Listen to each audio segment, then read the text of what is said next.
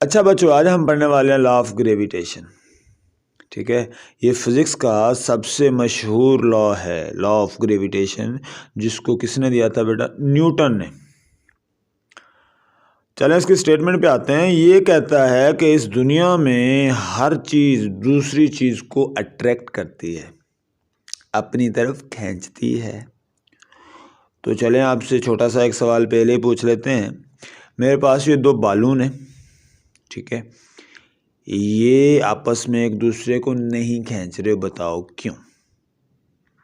मैं आपको तस्वीर शेयर कर देता हूँ, वीडियो शेयर कर देता हूँ। तो चलें आप सोचते रहें, तब तक हम ये टॉपिक पे चलते हैं।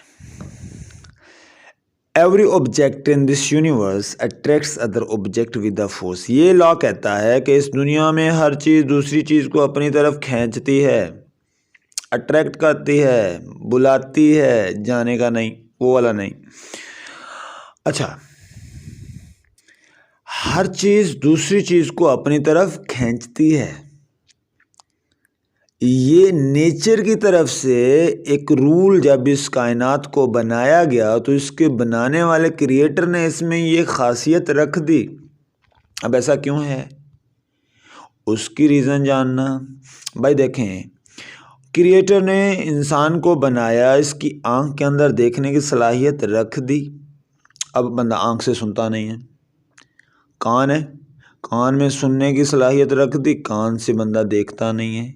इसी तरह मैटर के अंदर भी गॉड ने एक क्वालिटी रख दी कि वो दूसरी चीज़ को अपनी तरफ अट्रैक्ट करती है।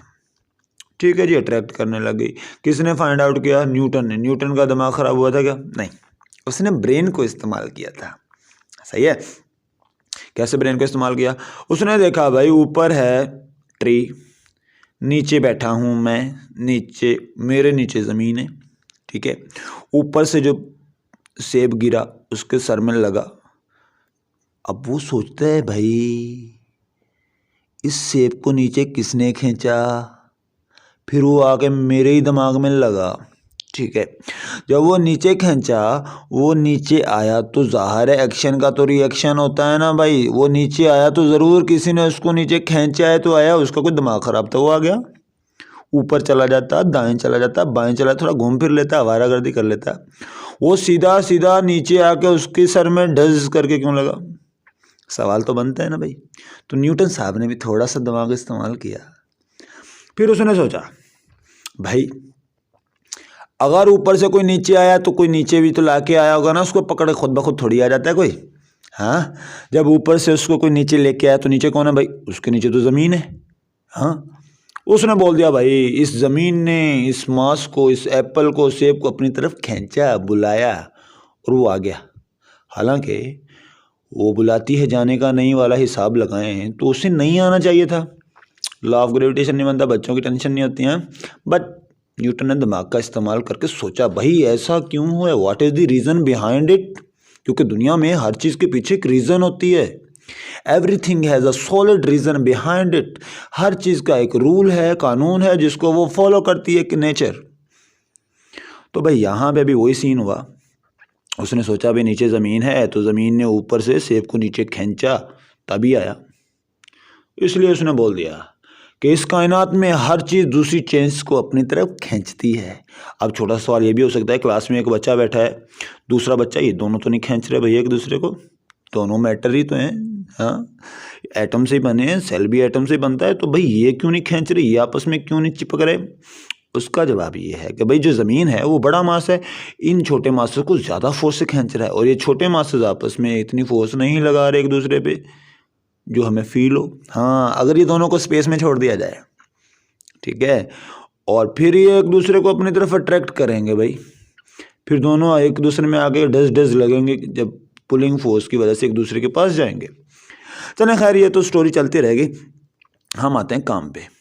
कह रहा है every object in this universe attracts other object with a force. अब ये तो ठीक है, अट्रैक्ट करता है, उसने बोल दिया कि भाई एप्पल नीचे इसलिए आके डज लगा मेरे कान पे क्योंकि ज़मीन ने उसको नीचे बुलाया था, रास्ते में मैं आ गया, मेरे लग गया, वो मसलों ना है। ठीक है, फिर क्या हुआ?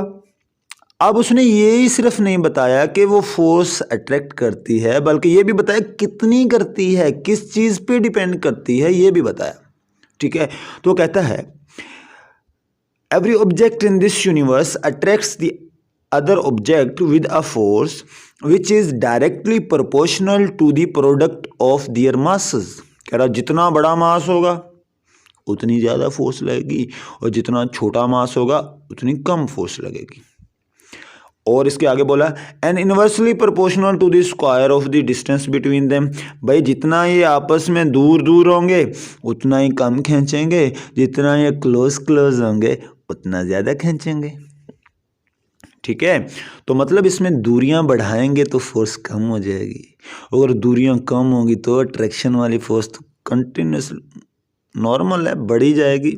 ये तो नॉर्मल लाइफ में होता ही होता है। दूरियां बढ़ाएंगे अट्रैक्शन कम हो जाएगी, दूरियां कम करेंगे तो अट्रैक्शन बढ़ जाएगी। बस यही न्यूटन साहब ने बोला था, लेकिन थोड़ा इंग्लिश में बोल दिया, हमारे दिमाग के ऊपर से घूम जाता है। उर्दू सिंधी में बोला होता या हिंदी में बोला होता तो हमको तो भाई आराम से समझ आ जाता। चलें खैर, अब आते हैं काम पे। हम क्या करेंगे, अब इस लॉ को एक्सप्लेन करेंगे, क्योंकि इसका दूसरा नाम क्या है, it is also called law of the universal gravitation.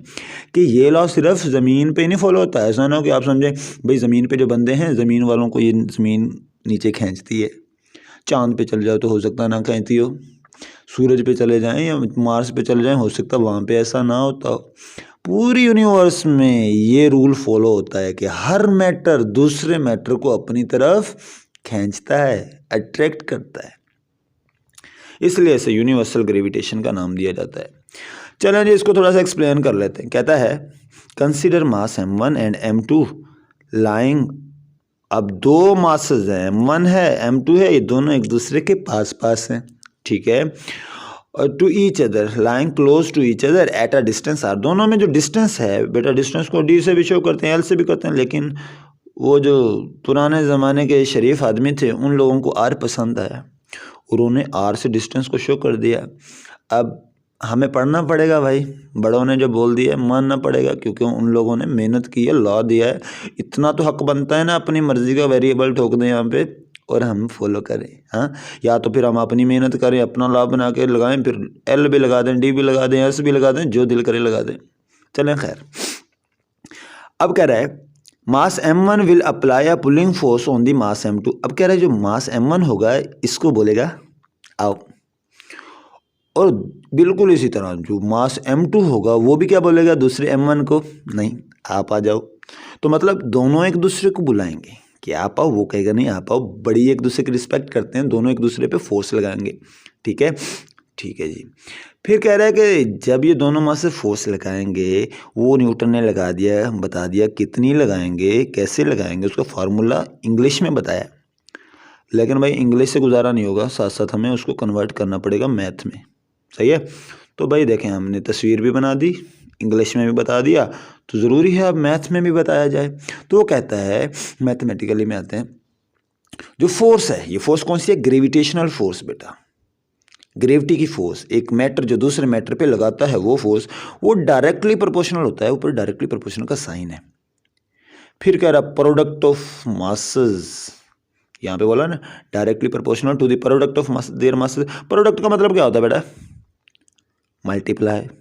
सही है, यूं बोल लें, या दो चीज़ों के मिलने से जो चीज़ पैदा होती है ना उसे भी प्रोडक्ट बोलते हैं। सही है, तो भाई फॉर एग्जांपल बच्चा अपने माँ बाप की प्रोडक्ट होता है।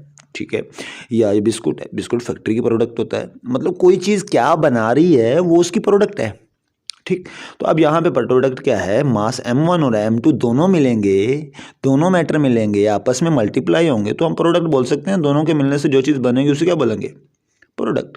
फॉर एग्जांपल m1 ये है 1 किलोग्राम, ये m2 है 2 किलोग्राम, दोनों आपस में मल्टीप्लाई हों, 1 मल्टीप्लाई बाय 2, आंसर क्या आएगा 2। 2 क्या होगी इसकी प्रोडक्ट। अगर ये 2 किलोग्राम का है, ये 3 किलोग्राम का है, 2 3 आपस में मल्टीप्लाई होंगे तो क्या 2 3 द 6, तो 6 क्या है इसकी प्रोडक्ट। प्रोडक्ट मतलब दोनों के मिलने से जो चीज़ पैदा हो। आई होप समझ आ गया होगा। Directly proportional to the product of their masses, तो वो कहता है, तो यहाँ पे इसलिए m1 और m2 को मल्टीप्लाई करके इसने यहाँ पे लिखा है force is directly proportional to m1 multiply by m2। सही है। यहाँ पे मल्टीप्लाई का साइन नहीं डाला, इसका मतलब है वो बंदा समझता है कि आपको बड़ी मैथ आ रही है। सही है, तो आप समझ गए होंगे कि m1 m2 यहाँ पे मल्टीप्लाई में, क्योंकि दोनों वेरिएबल हैं, दरमियान में कोई सिंबल नहीं है, इसका मतलब वो मल्टीप्लाई हो रहे हैं। वेरी गुड, गुड स्टूडेंट, समझ गए होंगे। चलो अभी आगे चलते हैं। फिर कहता है एंड का मतलब क्या होता है भाई? और इन्वर्सली प्रोपोर्शनल। इन्वर्सली प्रोपोर्शनल मतलब अगर फोर्स बढ़ेगी तो डिस्टेंस के साथ अब इन्वर्स रिलेशन आने वाला है। ठीक है, डिस्टेंस बढ़ेगा फोर्स कम, डिस्टेंस कम होगी तो फोर्स ज़्यादा। सही है, तो यहाँ पे बोल रहा है inversely proportional to the square of the distance. ये डिस्टेंस, ये दोनों के दरमियान जो था आर, ठीक है, उसके स्क्वायर के इन्वर्सली प्रोपोर्शनल होगी फोर्स। अगर हम डायरेक्टली प्रोपोर्शनल का साइन हटाएंगे तो कोई कांस्टेंट आएगी, तो वो न्यूटन ने अपना एक ग्रेविटेशनल कांस्टेंट भी बताया था। ठीक है, जिसकी वैल्यू है बेटा यहाँ पे बताई हुई है 6.67 10⁻⁻11 न्यूटन मीटर स्क्वायर पर केजी स्क्वायर। ये इसका यूनिट हो गया। अब कुछ बच्चों का दिमाग यहाँ पे आगे ख़राब हो जाता है। सही है भाई, यहाँ तक तो ठीक है, कांस्टेंट आ गया। अब इस कांस्टेंट का मतलब क्या है ये समझ नहीं आता है हमको। हाँ, ये क्या बताना चाह रहा है कांस्टेंट?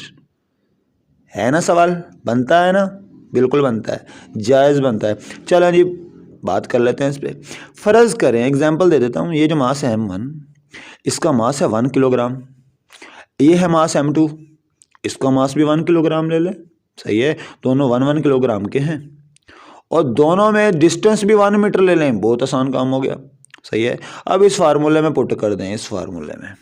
सही है, तो जैसे ही हम पुट करेंगे बेटा क्या होगा, g की जगह पे तो उसकी वैल्यू आ जाएगी 6.67 10⁻⁻11।